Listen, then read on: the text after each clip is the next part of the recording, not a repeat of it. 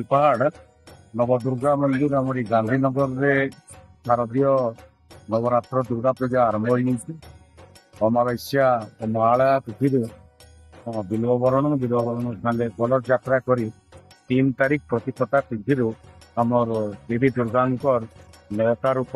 जो 9टा रूप शैलपुत्री ब्रह्मचारिणी चंद्रघंटार पूजा होती वर्तमान आरती सरी आरती पर भोग बंटन कार्यक्रम रही एमसी सबुदिन दशमी दिन पर्यंत यहपरी कार्यक्रम चली प्रत्येक दिन गोटे गोटे देवी पूजा आवाहन निष्ठा सहित कर भक्त मान समागम आम माँ दर्शन करवार लगी आम निवेदन कर दिन नवदुर्गा शारदीय दुर्गा पूजा दर्शन करूँ आशीष शुणु आशीर्वाद शुणु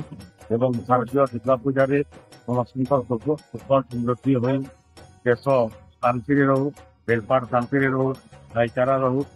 शारदीय अभिनंदन।